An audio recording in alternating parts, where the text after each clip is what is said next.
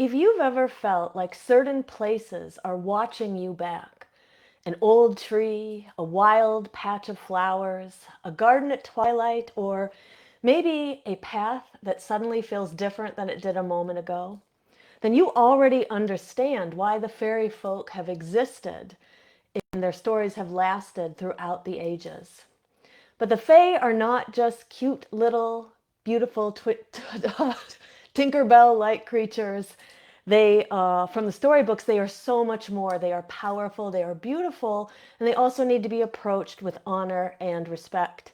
So tonight we are going to be diving in. We're going to be talking about all things related to the fairy folk, including who they are, why they are more associated with Beltane to Litha season, certain offerings that you can give them, and also the etiquette that is required to meet them with the respect that they desire and deserve. So merry meet, I'm Aislin. This is Ask Aislin. And tonight we are here talking about the fairy folk. This is lore, offerings, and etiquette. So merry meet to those who are joining us live. Say hi in the chat, let us know that you are here. And as always, we have a Q&A at the end of this episode. You can leave questions and comments, and I'll be watching the feed as we go, but also we'll answer all those questions at the end as well. So we're going to dive in. We have a lot to talk about tonight, but before we do, leave a heart or a thumbs up, and that way you will help us get this out to the feed of more people. So let's start by talking about who are the fairy folk. Why are we talking about this particularly right now, right as we enter Beltane season?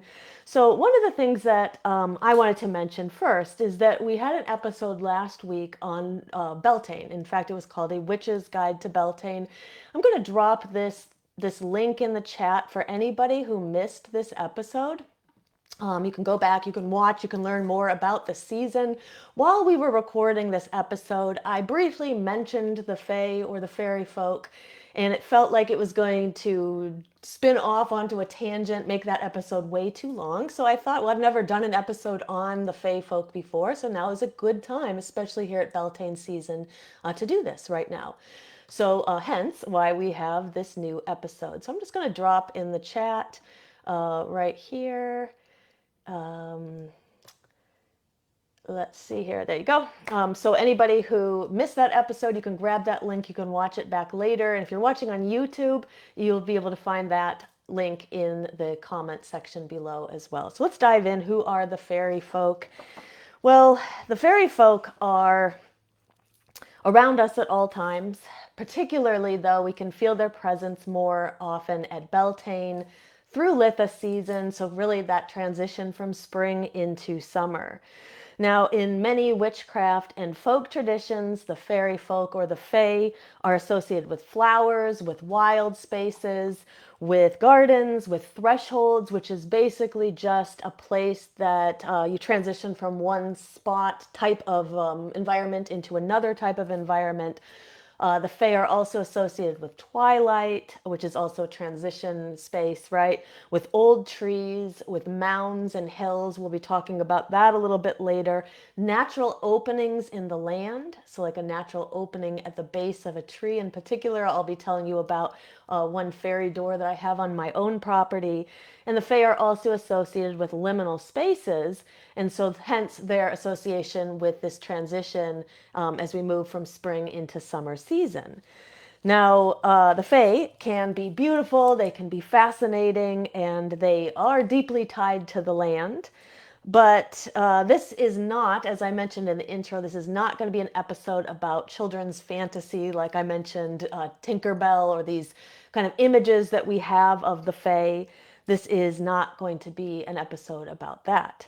This episode is going to be how we approach the Fae, how we approach them particularly through what we learn in the old folklore, what we know through our study of Fae in witchcraft, and how we can approach them with respect and also the caution that they deserve, because they are unlike any other kinds of beings that we might venture upon or meet, and we just need to understand how to work with them with respect. So, who are the Fae folk? The Fae folk are not one single particular type of being. It tends to be a word that is kind of a catch all for a bunch of different kinds of magical beings, nature spirits, we might say, but not all nature spirits are probably considered fairy folk.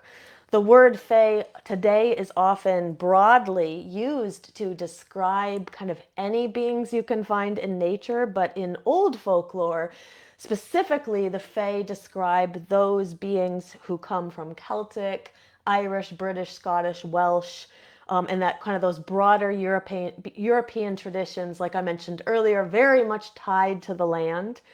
Now, it's important to remember that not every culture uses the same words.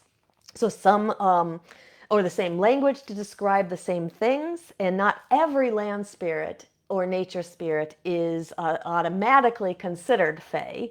In order to be considered the fae, in older lore, typically a being had to be powerful, clever, strange. At least these are how we see the fae showing up in the old folklore. Often they're morally complex, which I think is what leads to some of the issues that people have when they're working with them. It's best to understand that, and we'll talk about that more in just a little bit. Like I mentioned earlier, they are connected to nature and the land thresholds, the other world. And they are capable of blessing us, but also of testing us and tricking us, helping us, but even in some of the old lore, sometimes harming us. I don't necessarily know that the harm is evil or bad or anything like that. In fact, I know it's not. It's just the complexity of these creatures, of these beings, just requires us to understand a little bit more about them before we can work with them well. Now, one important distinction to make is, as I mentioned, in modern kind of the modern fairy imagery are these cute little pixies or sprites like Tinkerbell, but the older fae lore is much more complicated. I would not consider them to be good or bad. Often they are portrayed as operating under their own rules, values, and etiquette, which may not be the same rules, values, and etiquette that we have. So this just means that when a human approaches beings of this kind, we do so carefully. Now, just so you know, before we dive in and we talk more about how to recognize if the Fae folk are near you and kind of offerings if you want to work with them, what you should leave, some of the other names that you might see in the literature that are also describing the Fae would be the fair folk, so sometimes called the fair folk, the good people, the she, this is spelled Sidhe, the she, household spirits. Sometimes people will say the household spirits are kind of synonymous with the fae folk. Land spirits, pixies, brownies.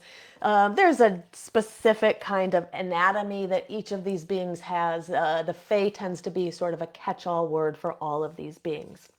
Now, one of the biggest mistakes I think that people make when approaching the fairy folk or the fae folk is assuming that they are just smaller, prettier versions of humans. And that is going to be the biggest mistake that we make. I think that's also a mistake that we make when we're approaching like elementals. It's just we have to understand that these anatomically or anatomically, energetically, these beings are different than us, which means they think different than us, and that leads to some of the confusion that people have around how to work with them. The Fae folk are not human. In fact, they're quite different than us, and they do not necessarily think like humans. So again, if we can release some of those assumptions or expectations, it helps us out a great deal. So now, before I go into why Beltane to Litha is a particularly good time to work with the Fae, I just want to jump into the chat and say hi. And sometimes the chat won't let me see people on this window, so I'm going to open it in a different window. Let's see.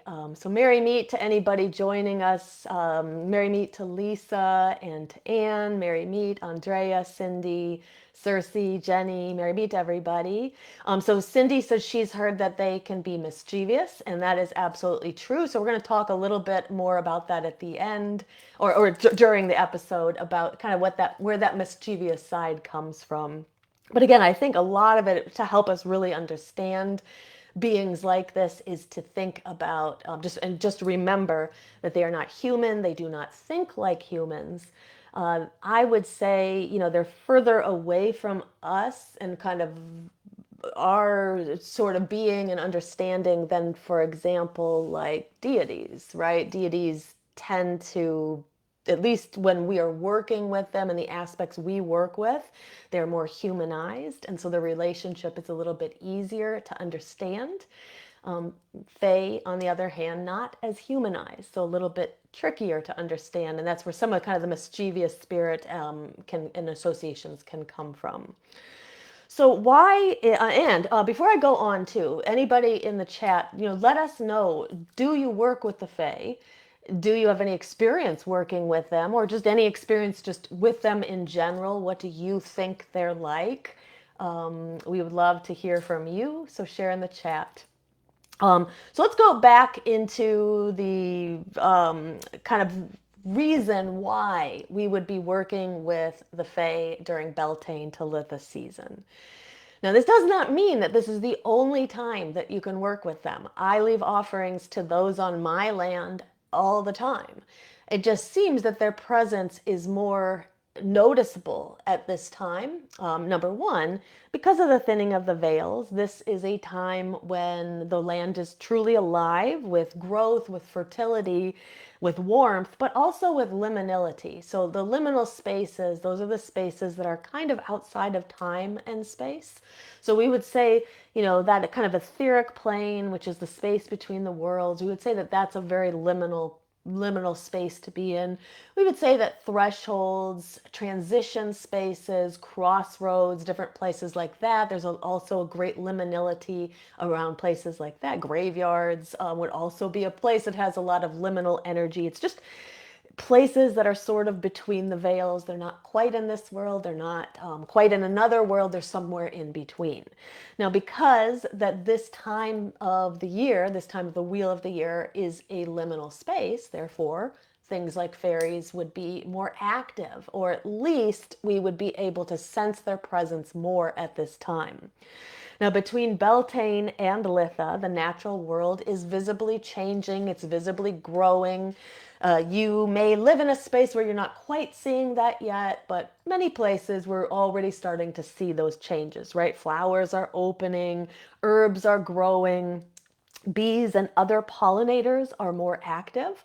All of these signs are signs that we are in a more liminal space, and also signs, these are the kind of the things that the fairy folk like. So when there's more of those things, then there's going to be more presence, or at least our ability to sense the presence of the fairy folk. And then, like I mentioned, the veils also tend to thin a little more at this time.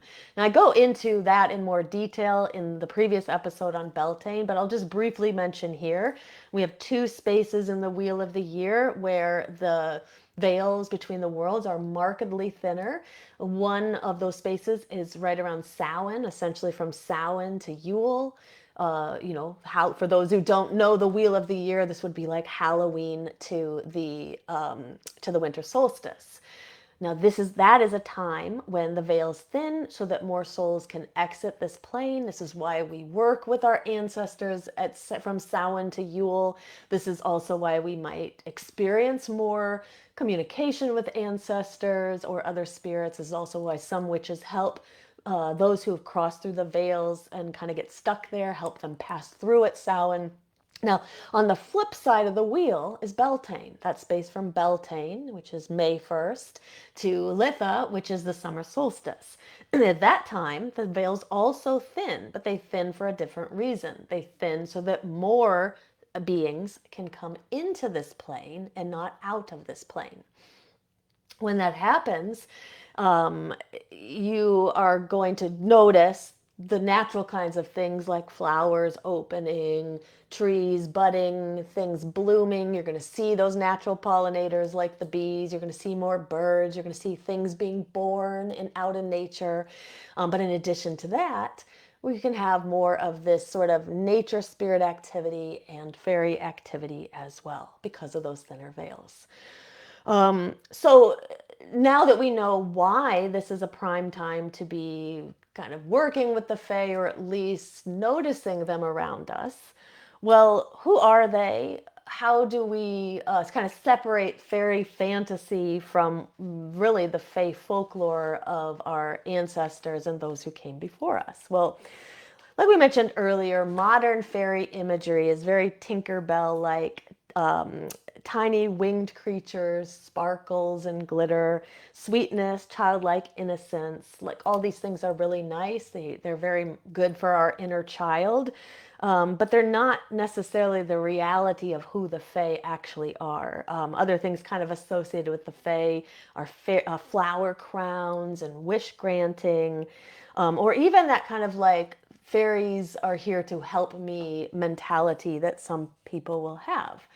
Well, it's true that fairies can aid us in our work, and we can enter a relationship with them. They're not here for our bidding, and they're not here just to grant wishes. So I would venture to say that most of the people listening to this don't think that, we are experienced enough with the magical world to understand we approach everything with reverence. But nevertheless, it's always good to dispel some of those myths and assumptions, right?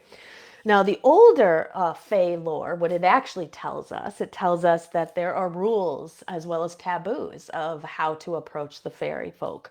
There are bargains that people have made in the past, and we might learn from those bargains that people made. There can be an element of trickery, or like Cindy had mentioned earlier, being mischievous. The old lore tells us about that as well. There's also an aspect of glamour. So, for those who don't know, glamour isn't just about being beautiful or looking beautiful or trying to be beautiful. It's about changing the way that we are perceived. So, the Fae folk, there's this element of glamour. So, like things can look different. They can look different than they actually are. They can make us appear different than we actually are. They can make the setting appear differently than it actually is. Um, those who have kind of stumbled into kind of fairy time understand that there can be missing time. It can feel like they're there for just a few seconds or minutes, but yet hours have passed. This is true of much of the space kind of in between. There's just different time. And those who cross through the veils, it's a totally different time than the time, that this kind of linear time that we have here in the living plane or the waking plane, right? The old fairy lore also tells us about fairy mounds and fairy rings. So, for those who don't know, a fairy ring is typically like a ring where there's nothing in the middle of it. It's grassy.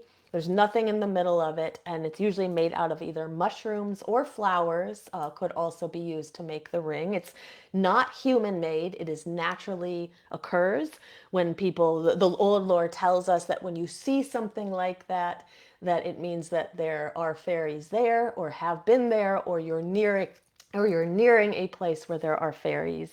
On the other hand, the mounds are like grassy small hills that are also known to be associated with fairy presence. And then the old lore also gives us warnings about how to approach the fairy folk, warnings about what to do in certain places. And what's kind of interesting too is that I think, I live in the United States. Most of our viewers are in the US or they're in Canada, but we do have viewers all over the world. But most of the people are here in the US. I don't know that there's as much known in the general population about fairy folk, but I will tell you a story that I heard one in a. I was at a ritual, I believe it was either a ritual or a class I was taking with Starhawk. It was online. And she was telling about a trip that she and several witches, she had some kind of a trip where they went to Ireland. And they were on a tour. And it was not a fairy tour or anything like that. It was just simply a tour. And she says that they get to this place, and the tour guide became kind of like really out of sorts, and he was sort of acting anxious or nervous about something. And there was a fairy ring there, and he's like, "We have to get out of here. We have to get out of here." And so it's just like in the just people who live in areas where there is so much of this lore, where this lore came from, there is this caution around approaching places like this. He's like, do not go near it. Do not, definitely do not sleep here or stay here very long. And then Starhawk tells the story that she and the witches, it's not like they're discounting what he's saying, but they kind of chuckle to themselves because they're like, oh, we're witches. We kind of know, we have to be cautious here. We're not afraid of the fairies like others in the kind of mundane world might be. But the old lore also tells us there is caution about accepting food or gifts. Some of the stories tell us that if you eat while you are in the fairy world, like let's say you slip through a doorway and you're somehow through the veils and in kind of fairy land, to never accept food there. Because this can extend your stay there. There's even scary stories where people say they couldn't get back. Now remember, these are cautionary kind of stories. I personally have never heard of someone who got lost in the fairy world, but a person could stumble into a space, not really understand where they are, could lose a bit of time before they come back. So the old lore also tells us that there are consequences for disrespecting the fairies. Um, and that should be true. We should be careful. We should never want to disrespect anybody, whether it's human or fairy or deities or elementals or things like that. We should always approach everyone with reverence, right? But there is particularly consequences for disrespecting the fairies. And then there are also stories that say that humans have been blessed by the fairies. They have been tricked by the fairies. They've been tested by the fairies, or they've even been led astray. So I think that's where some of those stories of them being mischievous, or even like some people think they're evil, that's where some of those stories will come from. Now, to me, there is nothing wrong at all with loving the beauty of the fairy imagery. Absolutely, you can enjoy that. It's just we need to know what we're actually talking about. And when we're talking about when we're talking about actually working with the fae folk, we just want to understand that those images that we have from storybooks and childhood are fantasy. They're not actually, because these beings are much more complex than those images portray them as. So we really need to understand what we're actually working with before we do. The old folklore is also full of different instructions, and it will tell us, here's some of the sort of morals that we hear in the old folklore when it comes to approaching the fairy folk. Keep your word. Honestly, that's just a good lesson for us to always try to approach keeping our word. When we say something, try to say what we mean, try to keep that as much as we can, but especially with the fairy folk, keeping our word when we're talking with them. Don't take things that aren't ours. Again, as witches, I think that these are probably preaching to the choir, right? These are already practices that we already do, but it's always good to keep them in mind. Don't mock what you don't understand. Again, I don't think any of us are doing that, but the old lore warns us against that. Don't enter certain places carelessly. So I think that's what it had, like when I told you about that story with Starhawk and the guide, the tour guide who was kind of freaking out and warning them about this space. He didn't know who they were. He didn't know if they had any idea. I believe the entire trip, these were people coming from the United States. He's like, maybe they don't know what they're doing here. They're kind of like, well, we're witches. We know this stuff. We know to be cautious here. But he didn't know that. So, that's where that whole sort of warning comes, is don't enter these spaces carelessly without knowing what to expect. Don't assume that every gift is free. That's another one of the morals from some of the old folklore about the fairy folk. If you are asked to give them something, or if they offer something to you, we'll talk later about the reciprocity of this. It's like one gift for another gift. So just don't assume that every gift they give you is free. And don't treat the unseen like entertainment. Like, again, nobody here is probably doing that, but it's always just worth understanding what the old folklore tells us. So this is why our Fae etiquette truly matters. And so before I go into like what is the etiquette for approaching the Fae, I'm just going to jump back into the chat, and I'd just love to hear from anybody who's had any experience working with the Fae. Um, and Mary Meet to Taliesin, he said he's always wanted to work with them. Lisa said, I want to make a special fairy garden out at my farm. She said, we have a natural spring with a tree of life growing from the spring. It's a truly beautiful spot. And it sounds like a perfect spot to create a fairy garden for them. So we're going to get into in just a little bit. We're going to talk about offerings. And so a lot of the things we talk about in that section would be perfect for you as you create that spot. And then I'll tell you about what I did at my spot, at my tree. And then you can use that for inspiration as well. But anybody else who has created space on their property or space anywhere for the fairies, let us know. How did you do it? Because you, the ideas that you have also greatly helps others here to get ideas for their own space too. So Cindy said, she said, I've lived in the city, but she says, I kept an offering. I just moved to the country and I feel the offering is more welcoming.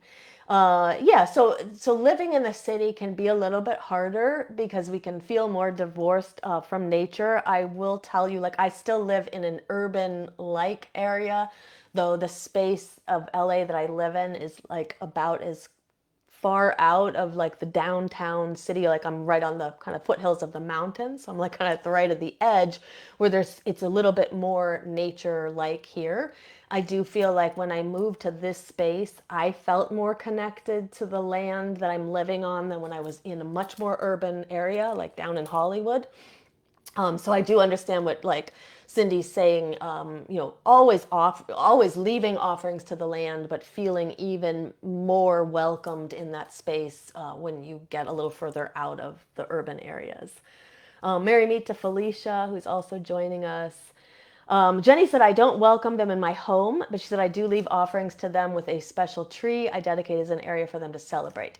And that's a good point. As we get into the offerings, we'll talk a little bit more about that. Some people don't invite them into your home because of the kind of, like we mentioned earlier, it's the energy of the Fae folk can be a little bit different than other beings that we might invite evoke into the home, like a deity or the elements or different things like that. So some people just don't feel comfortable having them in their home. I will talk a little bit later for those who do invite them in. There are a few things that you can do that can help. I myself, like Jenny, I typically leave them the space outside, but I do know that they come into the home. In fact, I'm certain there were a few in here yesterday, and I'll tell you a little bit about that later when we get into the section on offerings. But yes, very wise. For many people, just don't feel comfortable inviting them into the home. Okay, so etiquette. So I think that when it comes to our etiquette, a lot of this is about respect and a lot of it is about reciprocity, which honestly should be the way that we approach working with any magical being, not just the Fae, but especially with the Fae, because again, that sort of otherworldly element of them, that non-human like part of them can make it difficult for us to fully grasp what is going on with them. So it's going to be very important for us to approach them with respect. So the first tip here is respecting the land first and foremost. This should be, I personally think this should be a witch's number one rule of all. Whether you are a green witch or a nature witch or not, witchcraft itself, it's very nature based. And so just respecting Mother Earth, respecting the land around you, I believe should be our first rule. Before working with the Fae, we want to start by respecting the place where they are associated with, which is the land. So examples, do not litter, right? So just always try to clean up after ourselves whenever we're out in nature. If we see other people littering, picking up that litter, putting it in a garbage can. This can be like one of the very best ways to leave this. To me itself, we think of offerings as having to be like a thing that we give, like a physical thing that we give, but offerings can also be acts that we do. And one of those acts is to, clean up nature, respect nature. Do not disturb mounds, rings, old trees, or wild places.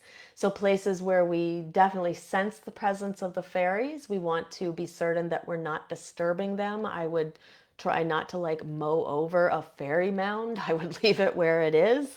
I'll tell you a little bit later about my tree, but we've tried to keep it very clean around it because I do believe it is a space where the fairies are moving in and out.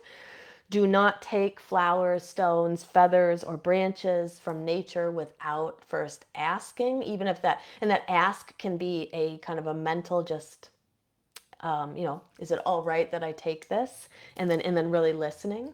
Because you never know, those items might belong to another being that we just can't see. So it's always okay to take things from nature if we ask first and then we hear back the answer is yes, or at least don't hear back the answer is no. I that being said, I wouldn't just indiscriminately pull up plants and things like that. If you want to take a little bit of a plant, I always like ask first, take a little bit. I often will leave something like a coin or something as an offering back, or maybe a stone I've found or something that I've found to kind of keep that spirit of reciprocity. Tend your own garden and your own natural area around your space, tending your yard if you have any plants or porch plants, things like that, or even local green space, just being respectful and tending to that. If you want a relationship with the spirits that are associated with the land, then we just have to make sure that we're taking care of the land. So I think that's probably preaching to the choir, but just worth opening with that as a way to really respect the Fae folk. Now, reciprocity really matters when it comes to working with any magical being, especially with the Fae. So the Fae lore explicitly talks about exchanges, offerings, and bargains that people made or didn't make or broke or things like that. So here are a couple of tips for how you can bring that spirit of reciprocity into your connection to the Fae. So give without demanding, and I feel like this is true of any offering that we make. So we make the offering because we want to make the offering. We don't make the offering because we are expecting something in return. So we give because I know that you like this. I'm going to give this to you. And that should be the way that we even approach humans. We're giving a gift because we want to give the gift, not because we expect something in return. Don't make promises that you can't keep.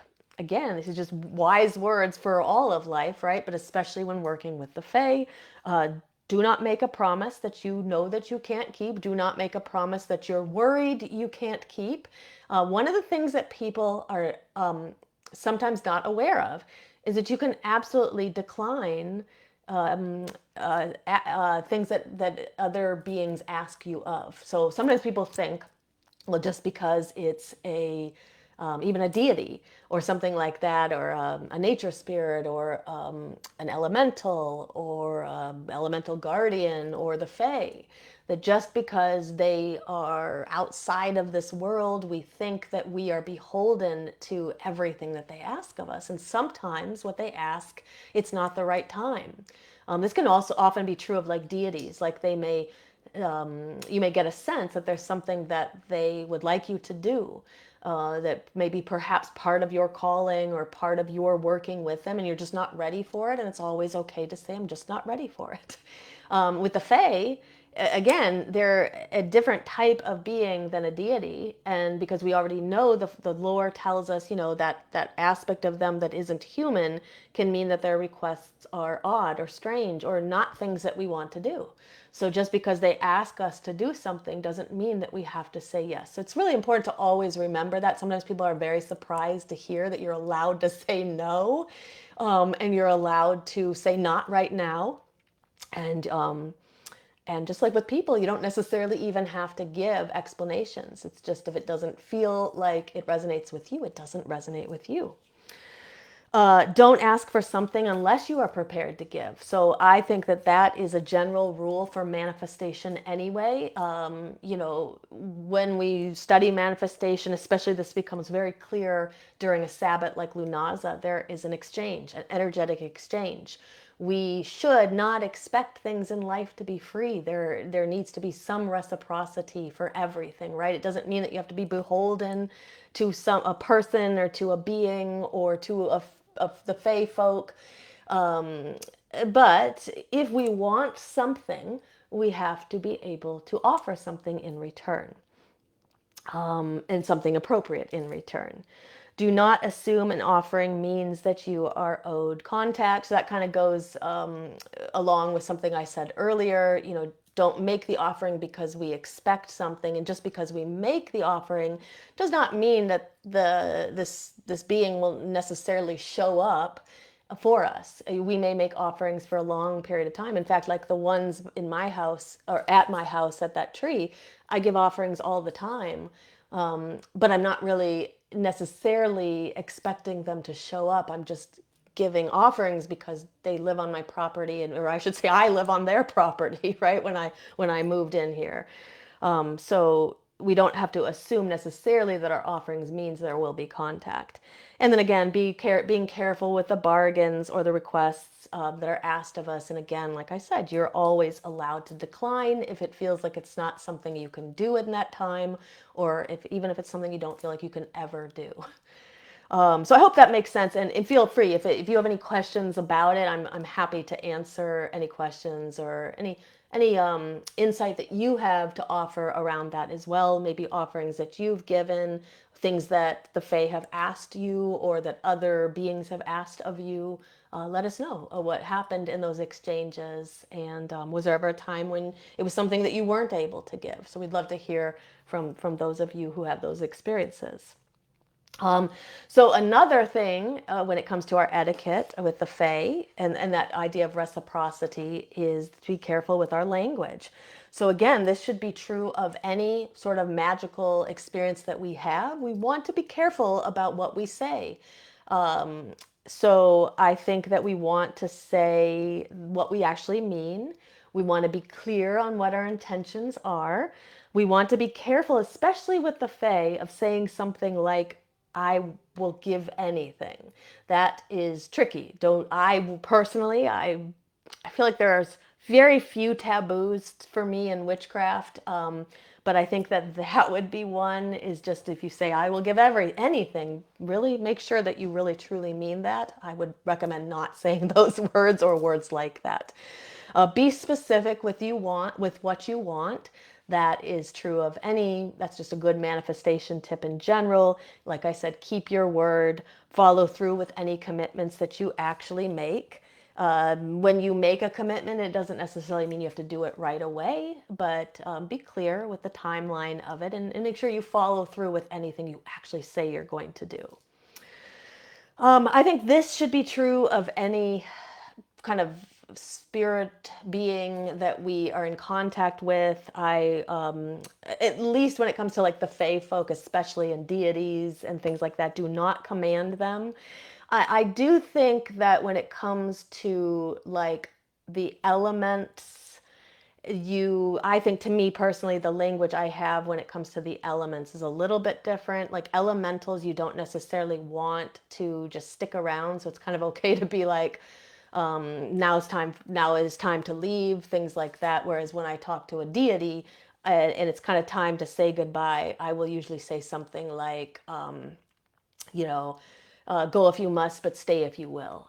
So there's more of an open invitation to stay here if you want. There's like not that command that we might necessarily have with like elements, for example. Mostly because we don't want elementals just hanging around that we have invited unless we're prepared for what that means.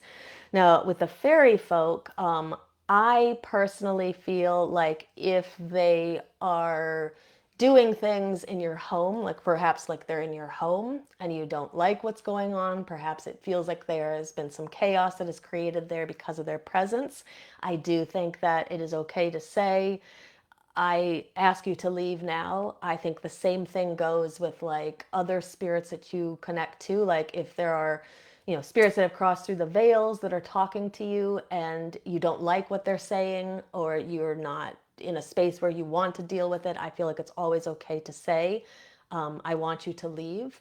I think when in the lore, when it says to not command the fairies, I don't think it's like that. I don't think it's about don't command them to leave. If you want them to leave, tell them that you want them to leave, or tell them to go to a different space, or go to a space where that you have prepared for them, like the tree. Or I'll give you some tips a little bit later about other spaces you can prepare. I think that when the lore says do not command them, I think what it means is do not summon them like they are servants. I'm kind of picturing like Dobby, the house elf. We shouldn't speak to any beings like that, right? Do not demand signs from them. Do not treat them as entertainment, like I've mentioned earlier. Do not force contact. Instead, invite them. Do not command them to do things for you or to be present. So I hope that makes sense. That kind of clarification of what it means to demand versus not demand. Also, do not romanticize everything about them. Signs, synchronicities, and those kinds of experiences are very meaningful to us. Sometimes not everything is a sign. So I think as we become more advanced in our own craft, as we strengthen our own intuition and we really understand how to use our clairs, it becomes easier to differentiate the difference between an actual sign and just something. So, not everything is necessarily contact with the Fae. Sometimes a shiny object is just a shiny object, and sometimes a shiny object could be a sign that the Fae are present. Sometimes lost items are just misplaced. Sometimes lost items have been moved by the fairies. And I will tell a story about that a little bit later as well. Not all unusual dreams necessarily mean that you are in contact with the Fae or beings from the other realms, but some can. So this is probably one of the trickiest things to be able to figure out when it comes to contact is when is it truly spiritual contact and when is it just the mundane world. There doesn't have to necessarily be an answer for that right now. I feel like the more work that you do on yourself, the more that you work through your intuition and not have it just be like scattered and here sometimes and not here other times, the more that you work through your shadow work and your energy cleansing and balancing, I think you just get much, much better at being able to tell the difference. So just know if it feels like you're not able to tell the difference right now, don't worry about it. I think it is something that comes with time. I can speak from my own experience. It definitely came with time for me. I would say that sometimes I still question, though, is this really a sign that there's contact from the Fae or other beings, or is this just something in the mundane world? Sometimes it can be both as well. Um, Discernment does not mean that your practice is less magical. So sometimes people feel like that's like, putting a damper on the fun or something like that. It doesn't mean that your experience is less magical. It just means that you're better, you're stronger at this when you're able to discern the difference between what's in the mundane world and what is in the magical one. So I hope that makes sense. And if you have any insight into how you've learned to tell the difference, we'd love to hear from you. Go ahead and share in the chat. I'm going to go back to the chat for a moment, and then we're going to dive into some of the offerings. Let me keep an eye on our time here. But we'll dive into some of the offerings, also some signs that are associated with the Fae, so you'll kind of know when they're around. That might also help you if you have a little trouble differentiating, when something is a true spiritual experience versus something in the mundane world. That section may also help you. And then I'm also going to offer a little simple kind of Beltane, Litha fairy practice that you can try at home as well if you'd like. But let me dive back into the chat for a moment. So Lisa says she is a rock hound like crazy, and she always picks up trash wherever she is. So those are great ways to be connected to the land and to nature. Andrea says, I have an area with gnomes and fairies. She said it is right by a tree, and I used the tree trunk as an old I use the tree trunk of an old Christmas tree and I decorate it for Beltane. She said I leave offerings like milk and honey and plant lots of butterfly and bee flowers around the area. So perfect way to honor them and invite them onto your land. So great. It sounds many of those things are the things that we're going to talk about in the next section. Lisa said she always asks and then says thank you when she is done. So like, yeah, absolutely. When having contact with with more spiritual beings, or when taking natural things from nature, always asking and then always saying thank you is always a great practice. CB said, I try to pick up as much trash as possible when I go out hiking, also building one end of my garden dedicated to these spirits that will produce food that I won't be harvesting. Yeah, very cool. Very cool to set aside. So it sounds like a lot of people are kind of setting aside places, special places for them. And that is one of the best ways to ensure that you keep a good relationship with them and they don't just like run and make havoc around you, because you are offering natural settings and spaces for them that they're attracted to, and they will very much appreciate it. Jenny said they tried to come into her house too. She said, I'm okay with that as long as they bid me and my family well. She said, I just don't go out of my way to invite them. Yeah, I agree. I agree. That's exactly how I work with them too. She said, I have a fairy statue, some special stones under a really pretty tree that has lots of plants nearby. So again, setting up a space for them. Um, so Taliesin said, could they get negative or harmful if you do say no? Good, very good question. So I think I guess the my question back would be like, what are they asking that we've had to say no about? I don't believe that they will necessarily get negative or harmful. I do think that when it comes to any person, human being, or any kind of being in the spiritual world, there's always the possibility that we will get into a some not I don't want to say the word conflict, but we'll get into a relationship where we're not always happy with what is transpiring in that relationship. So I do not believe that they will get negative or harmful, but where I'm going with this is just you can always use protection. So if you are afraid of what if I were to say no and turn down a request, that they would be mad, you can always encircle yourself with protective energy, just as you would in any interaction you had with anyone where you were kind of worried about what would happen.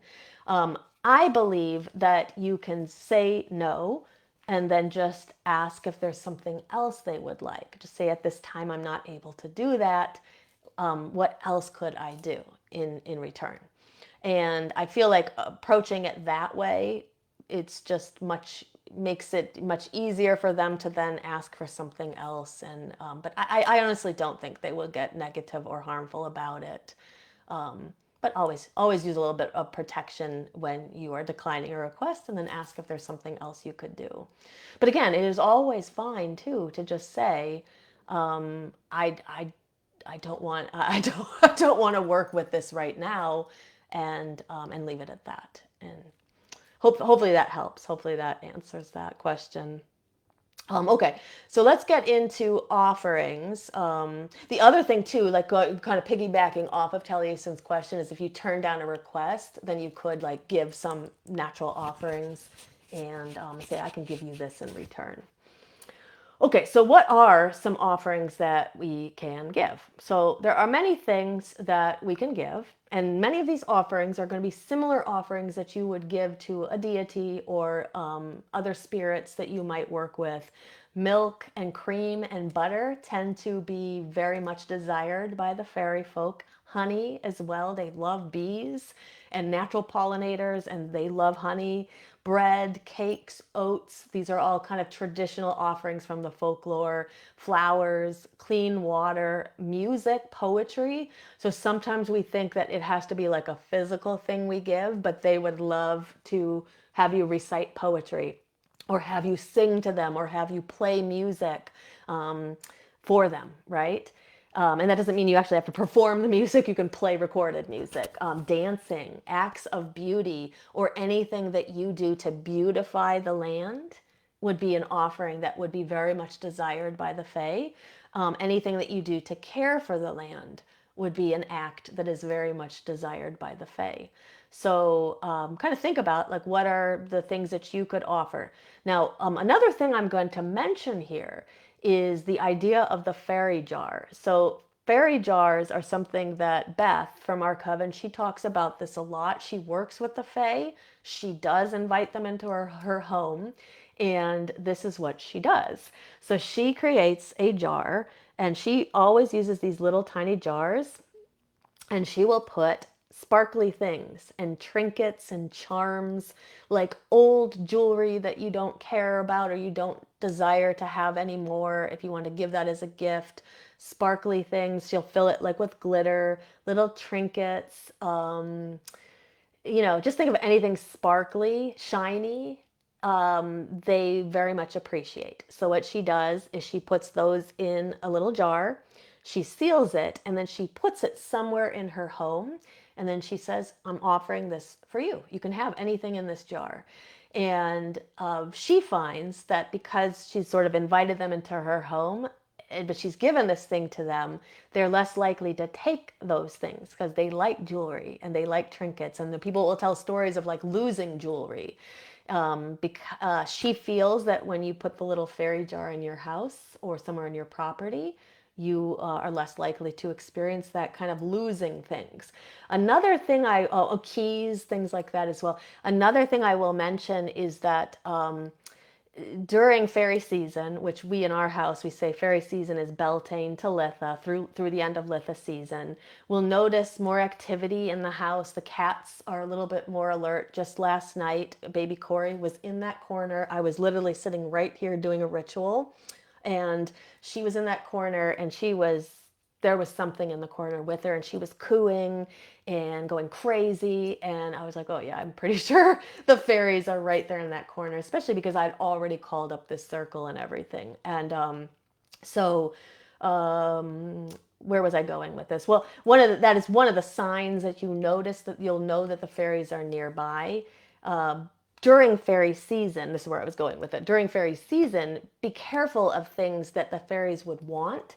Uh, like jewelry, for example. Put your jewelry always in the same place where you know it is. Put your keys always in the same place where you know they are, especially during fairy season, because they're less likely to move them if you always put them in the same spot. If you carelessly put shiny things, places in your house that you don't usually put them, that's when, at least that's what Beth says, that's when the fairies tend to come in and move those things around, and then you will find them much later. So a couple of other practical ideas for offerings: leaving a small bowl of milk or cream outdoors briefly and then dispose of it. You don't want it to like go bad and have like animals out there trying to eat it.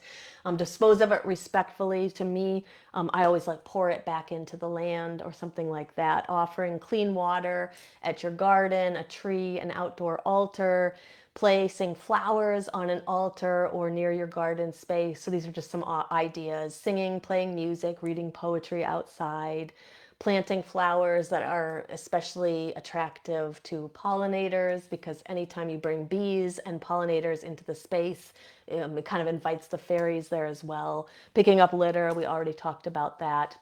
Tending to a neglected plant, that can also be a beautiful offering. And then creating a small Fae altar with natural items. So that is a good moment to just talk about what I have. So out in my front yard, I have a tree that at the base has a little opening that's like a little doorway. So anytime you find a tree where there's like a little triangular opening at the base, this is just a natural fairy door. So just like the fairy rings are natural doorways, or the mounds are natural doorways, trees in general are natural doorways, but especially when you see that little like cutout space. So I knew they were already here. they were here on the property before I ever got here. And so I began immediately just placing things. So I would give them little keys or little offerings left over from my rituals indoors. They began to ask me, I go to the beach to do rituals there, and they began to ask me for sand. They wanted sand, particularly sand that came from the beach when my circle was already cast and therefore like in between the worlds. That was the type of sand they wanted. I don't ask questions. I just bring sand back to them a little bit. I put it there. They like it. At one point, they wanted a seashell from the beach, so I brought a seashell back. So when I say they wanted, sometimes people are like, well, how did you know? It's just, it was my sense that this was just what they wanted, and so I did that, and it makes them happy.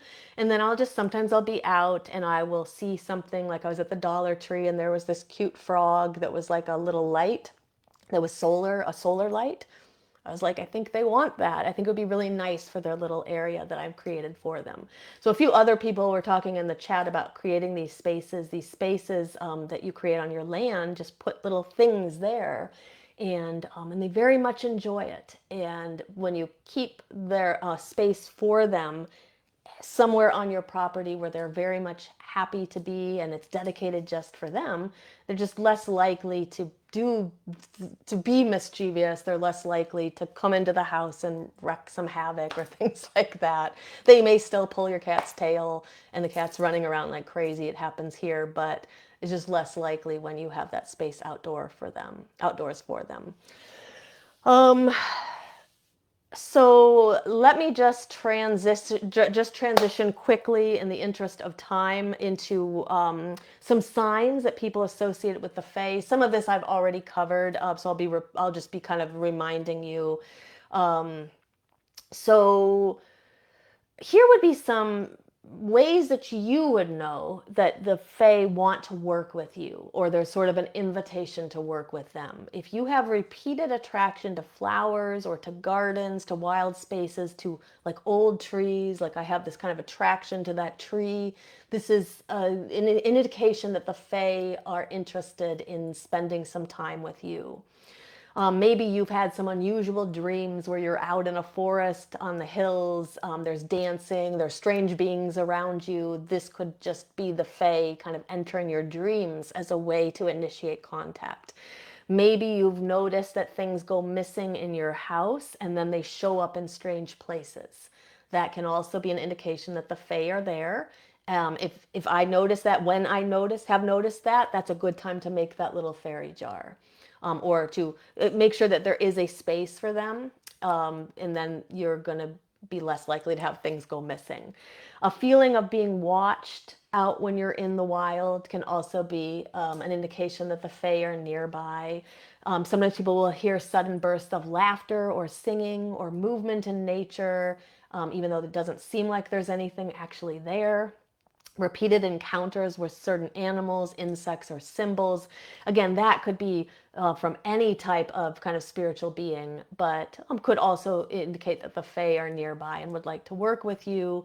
Noticing unusual activity around your garden, or around an outdoor altar if you have one, or something you've built. If you kind of notice kind of strange things happening around there, that's a good indication that the Fae are present. Just a strong pull towards the Fae, like the interest in them itself is an indication that they might want to work with you. But if you are attracted to like fairy hills, fairy mounds, fairy tales, fairy lore, all of those could be indications that you are being approached by the Fae. So you want to kind of ask yourself, has any of that happened to you? Have you felt, if you felt curious about them at all, good indication that maybe it's time to build a little space near you to honor the Fae. So speaking of, let's talk about a small little practice, and then I'm going to get to the Q&A. So this is just a simple way to honor the Fae from Beltane to Litha, but honestly, this could be done any time during the Wheel of the Year. It just tends to be more common that people would work with the fairy folk at this time. So what you need is some kind of an offering. So whether it's clean water or milk or honey or flowers or whatever you would like to offer them, have your offering. A place where you can make that offering, typically outdoors, like a garden, a tree. Maybe you live in a space where you don't have a lot of outdoor space, but you have a plant kind of outside of your door. That could be a good place. Any outdoor space. If you would like, you can also have a candle, but I would recommend being very careful if you're doing that outdoors. If you're doing this practice indoors, absolutely the candle's not a problem at all. But just be careful if you're outdoors that you don't leave a candle unattended. Okay, so you're going to choose your space where you're going to do this offerings. This could be your garden, a beloved tree like in front of my house, a flower pot, your porch plant, any natural area that you visit in a park or on a hiking trail, anything like that. And you're going to bring your simple offering. Um, Honestly, water, flowers might be the easiest, but you can always bring milk, cream, bread, honey, anything that feels appropriate to you. And then you just want to speak from your heart. So here's just a little like something that you could say, I offer this with respect to the spirits of this place and to any fae folk who dwell nearby. I come with no demands. May there be peace between us. So just speaking from your heart, just something simple. I offer you this. I'm respectful to any beings that are nearby. I come with no demands. I bring this so there is peace and blessings between us. And then you're just going to pause and you're just going to listen.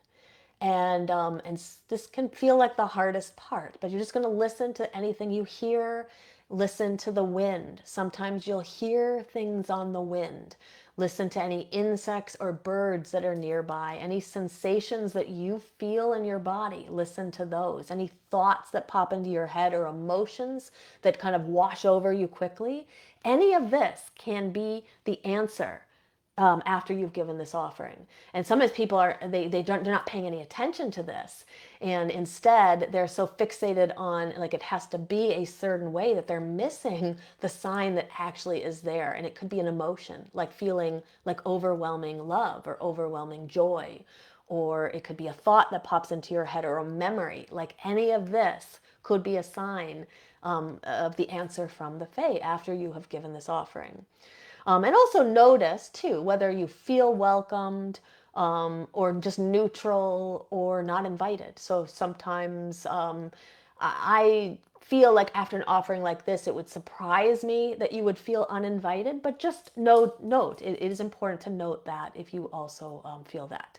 And then I would just make sure there's a clear kind of way that you end this practice, for what you could say something like, for what has been received, seen or unseen, I give my thanks.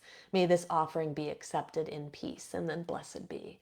So just a little something from your heart. And then you want to follow through, if it's something that needs to be cleaned up in the area, clean it up. And then, just continue to treat that space well. And so like for me, I don't clean up that area. It's just, I leave the offerings, like unless it's like a food stuff that needs to be removed or something like that. Otherwise you can just leave it if it's on your property. So again, I think it's a really nice little practice. If you've never tried it before, go and you're curious, go to a space, bring your offering, speak a little something. I offer this to you. May there be peace between us. And then just listen to what comes through. So I just want to, before we go into the Q&A, I just want to kind of wrap up, the fae are not just fantasy, fairies are not like Tinkerbell in any way. The older lore tells us that they are powerful beings. They can be very strange. Obviously, the lore is full of sort of warnings, but these warnings only are trying to teach us how to approach these beings with the respect that they deserve. Beltane to Litha is the natural time to be working with the fae, hence why we're doing this episode right now, because the land is more alive and there's more liminality because of the thinning veils, but you can work with the fae at any time. If you feel drawn to them, just begin really connecting to the land around you first. Make your offerings to the fae, make your offerings to the land. Remember, your etiquette matters, your words matter. Keep your word. Do not command them. Don't take this, do not approach this carelessly or recklessly. Don't make reckless bargains or things that you can't, you can't keep, right? And I hope that this episode helps you. I hope it helps to kind of dispel any myths or kind of fears that you or nervousness you might have had about working with them. Again, when you work with them and approach them with respect and leave offerings, usually your relationship with them is very, very what's the word I should say, joyful and fulfilling. And if you ever have any questions, though, reach out, ask me. I'm happy to answer anything that you might be worried about when it comes to connecting to the Fae. Hopefully that helps. And I'm just going to move into the Q&A now because we're going a little over. Just there was so much to talk about, which is why it was definitely not going to all fit in last week's episode. So if you have any questions or put them in the chat. It does not have to be about the fairy folk. I'll answer questions about anything related to shadow work, witchcraft. But I do have one question that Wilma had asked, and I think it's a very good question. She said she wasn't sure if it was an appropriate question, but I do think it's important to us to for us to address this. So she said, "How can we together help this world?" She said, "I'm so angry at males and also at the women that give these males a pass as if what's happening is normal." And so what she's referring to, obviously, is things that have gone on in the news. There's been a lot of stuff coming out of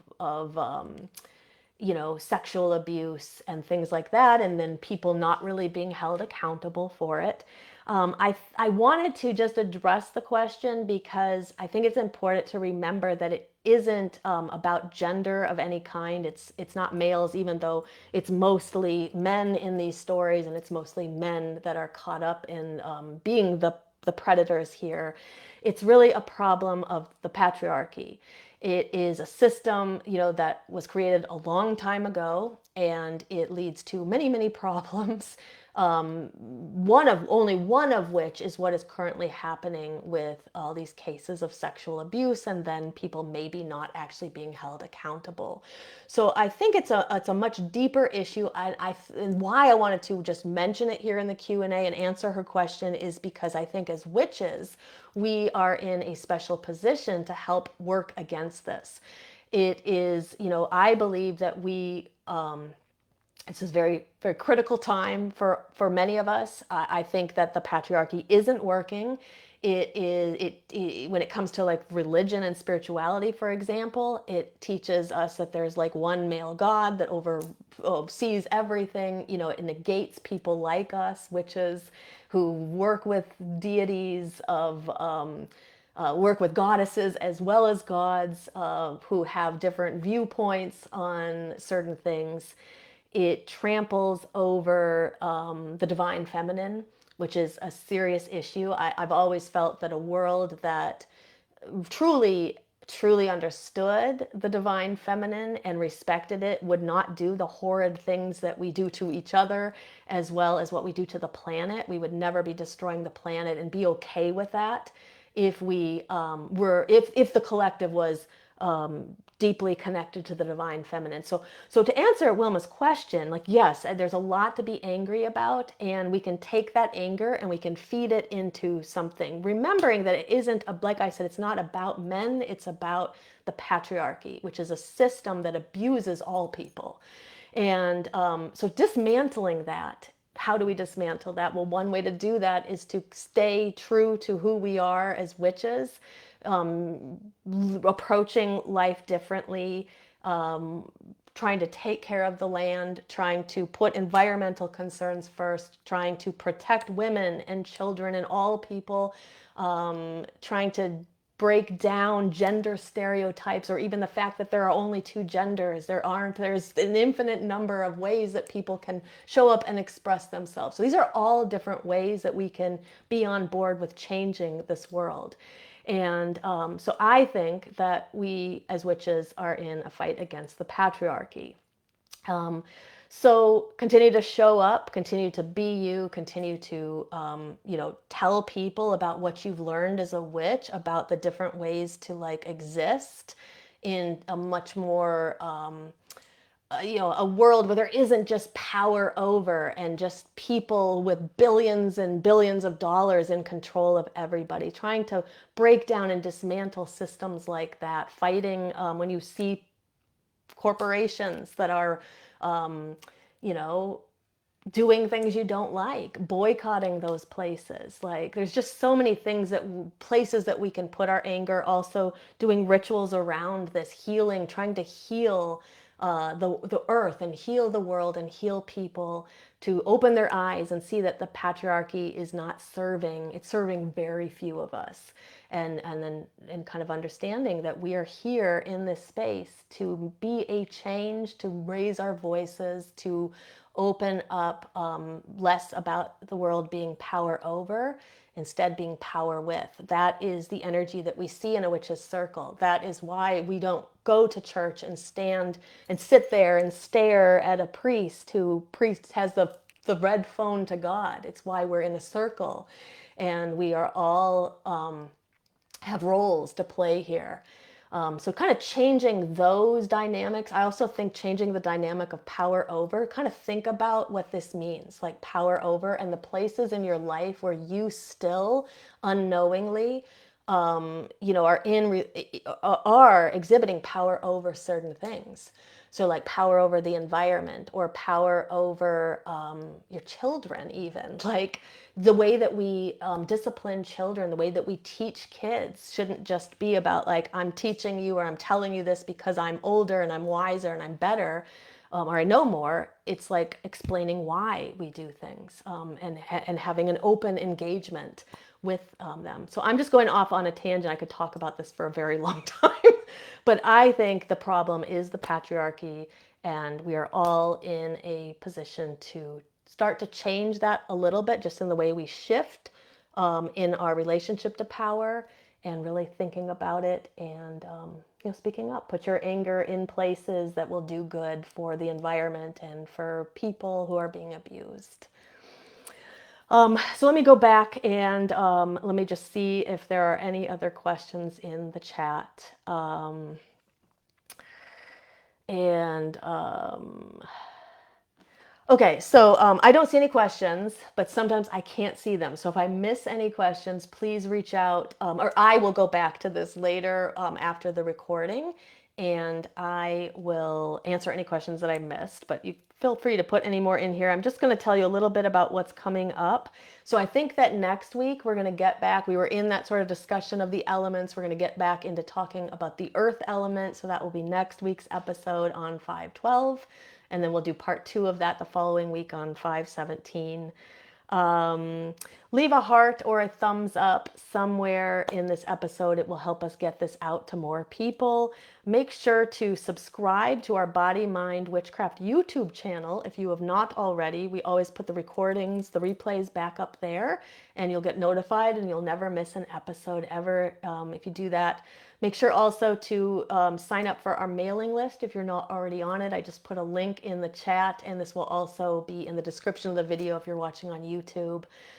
Sign up for the Witch's Guide to Shadow Work. That puts you on our mailing list, and you get sent that free guide as well. And that way you'll also be notified when there are rituals and workshops and different things coming up. You'll also be sent a replay of these episodes with some tips, and a lot of times I'll write the spells out, or I have PDFs to offer and different things like that.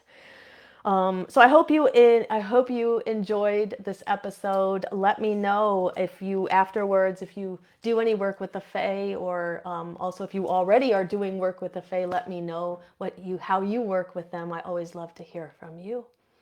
As always, it's great to spend Tuesday evening with you. And until next time, blessed be.